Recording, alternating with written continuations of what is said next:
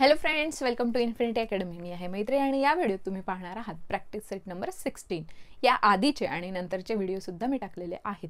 तसंच तुम्हाला जर ऑफलाईन लेक्चर्स अटेंड करायचे असतील तर तुम्ही करू शकता. चला तर मग सुरुवात करूया. प्रॅक्टिस सेट 16 मध्ये आपल्याला जे डेसिमल नंबर्स असतात त्यांचे मल्टिप्लिकेशन दिलेले आहेत, त्यावर काही क्वेश्चन आणि वर्ड प्रॉब्लेम्स दिले. तर फर्स्ट क्वेश्चन बघा, if 317 multiplied by 45 equals to 14,265, then 3.17 multiplied by 4.5 equal to what? बघा, आपल्याला क्वेश्चन दिलेला आहे, त्यात मल्टिप्लिकेशनचा आन्सर दिलेला आहे. मग 3.17 multiplied by 4.5 किती होणार? बघा, हे जे डिजिट्स आहेत त्यांचं मल्टिप्लिकेशन आपल्याला दिलंय ते किती आहे? 14,265. ते आधी ॲज इट इज लिहून घ्यायचं आहे. त्यानंतर पॉइंट नंतर किती डिजिट आहेत दोन्हीही नंबर मिळून पॉइंट नंतर किती डिजिट आहेत ते बघायचं. 1 2 आणि इथे पॉइंट नंतर 1 म्हणजे 2 + 1 3 नंबर्स आहेत. मग आपल्याला मागून 3 डिजिट्सच्या अगोदर पॉइंट द्यायचा आहे. 1 2 3 म्हणजे 2 च्या अगोदर पॉइंट येणार. कळालंय तुम्हाला? म्हणजे आन्सर आलेला आहे 14.265. क्लिअर आहे? नेक्स्ट बघा, सेम दिलेला आहे, मल्टिप्लिकेशन दिलंय आणि त्यानंतर आपल्याला विचारलंय की 5.03 मल्टिप्लाय बाय 2.17 चं आन्सर काय येणार. मल्टिप्लिकेशनचा आन्सर आधी आपण ॲज इट इज लिहून घेऊया, त्यानंतर आपल्याला पॉइंट द्यायचा. बघा, पॉइंट नंतर किती डिजिट आहेत? 1 2 3 4 डिजिट आहेत. तर मागून आपल्याला मोजायचं आहे 1 2 3 4 याच्या अगोदर येणार पॉइंट. कळालंय तुम्हाला? तर हे आलंय आपलं आन्सर. नेक्स्ट बघा, थर्ड क्वेश्चन, मल्टिप्लिकेशनसाठी आपल्याला 4 सम्स दिलेले आहेत. तर पहिला आहे 2.7 मल्टिप्लाय बाय 1.4. नॉर्मल आपण मल्टिप्लिकेशन ज्याप्रमाणे करतो त्याप्रमाणे करायचं आहे. मल्टिप्लाय करताना तुम्ही पॉइंट नाही लिहिला तरी चालणार. ठीक आहे. 4 7 जार 28, कॅरी 2, 4 2 जा 8 + 2 10. एक नंबर झालेला आहे म्हणून आपण इथे 1 0 घेणार. 1 ने जर 27 ला मल्टिप्लाय केलं तर आन्सर 27 येणार. आता ऍड करायचं आहे 8 7 and 3. पॉइंट नंतर किती डिजिट आहे? 1 2 2 डिजिट आहे म्हणून मागून आपण 2. तुम्ही प्रॉपर आन्सर लिहायचा आहे 2.7 मल्टिप्लाय बाय 1.4 इक्वल्स टू किती येणार? 3.78. प्रत्येक क्वेश्चनला असं प्रॉपर लिहायचं आहे. कळलंय?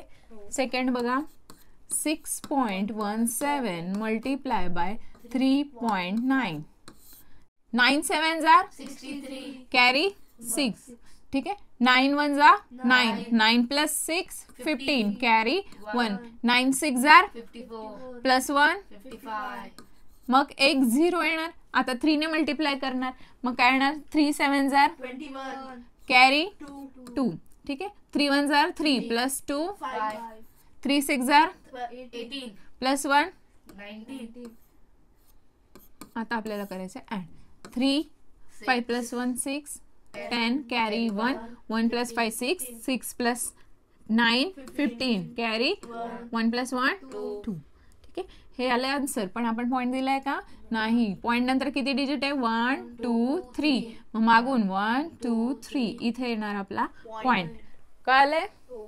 नेक्स्ट बघा, आता थर्ड 0.57 मल्टिप्लाय बाय 2. बघा, आधी जर पॉइंट असेल तो नाही लिहिला तरी चालणार. ठीक आहे. 2 7 जार 14, कॅरी 1. 5 2 जा 10 + 1 11. मग आता पॉइंट नंतर किती डिजिट आहेत? 1 2 म्हणून मागून 1 2 इथे येणार आपला पॉइंट. आन्सर आलाय 1.14. क्लिअर आहे? नेक्स्ट बघा, आता 5.04 मल्टिप्लाय बाय 0.7. ठीक आहे. 7 4 जार 28, कॅरी 2. 7 मल्टिप्लाय बाय 0 0 + 2 5 7 जार 35. ठीक आहे. आता 0 ने मल्टिप्लाय करून काही उपयोग आहे का? 0चा आन्सर येणार आहे. मग आपण बघूया पॉइंट नंतर किती डिजिट आहे? 1 2 3. मग मागून आपण 1 2 3 इथे पॉइंट द्यायचा आहे. आन्सर आलाय आपला 3.528. ठीक आहे. क्लिअर आहे? नेक्स्ट आपल्याला वर्ड प्रॉब्लेम दिलेला आहे.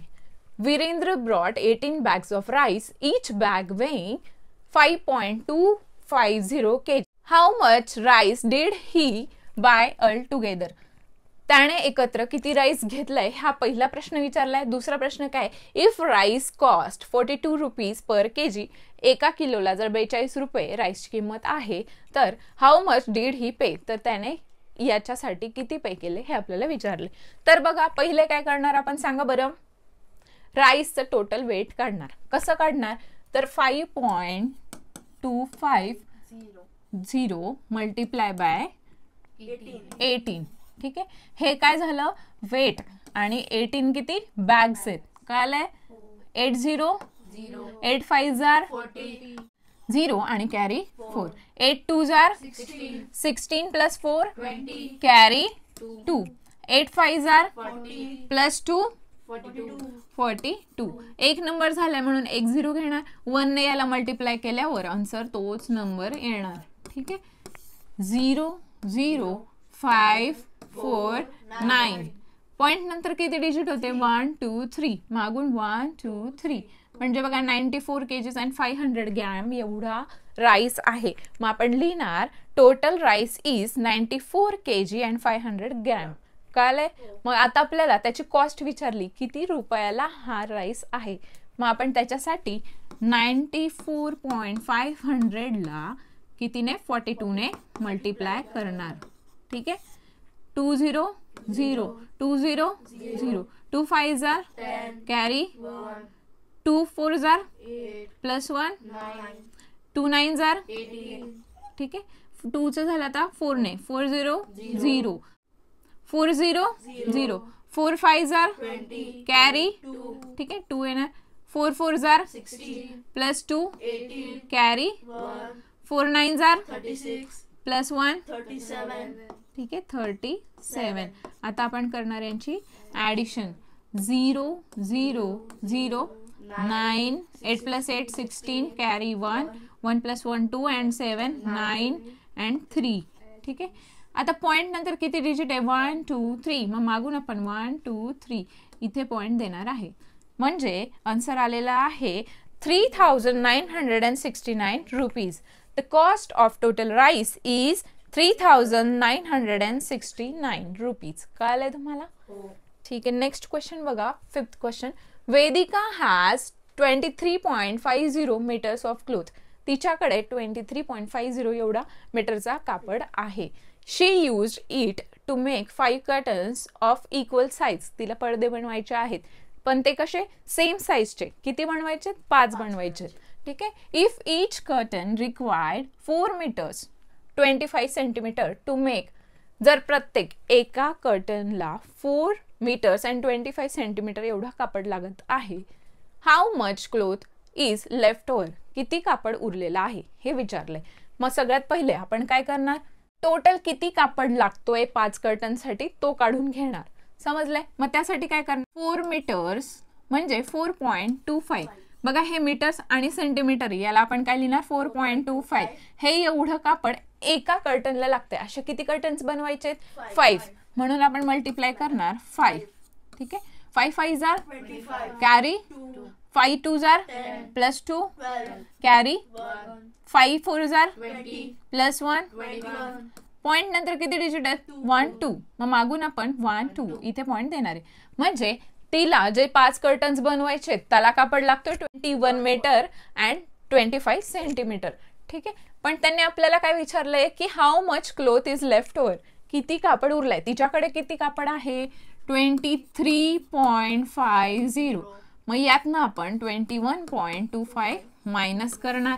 मग तेव्हा आपल्याला कळणार की किती कापड उरलेलं आहे. Cloth she have and the cloth she required. ठीक आहे, मग आता सबस्ट्रॅक्शन करणार. 0 5 जाईल का, शेजारच्याकडनं घेणार. 5 चा काय होणार 4 अँड 0 चा 10. 10 minus 5 5, 4 minus 2 2, पॉइंटच्या खाली पॉइंट.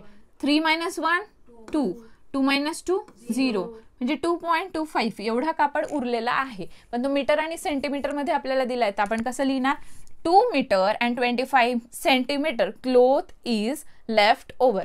कळलंय तुम्हाला. तर हा होता आपला प्रॅक्टिस सेट नंबर 16. अशाच काही व्हिडिओसाठी चॅनलला सबस्क्राईब करा, तुमच्या फ्रेंड्स सोबत शेअर करा आणि व्हिडिओला लाईक करायला विसरू नका. थँक्यू.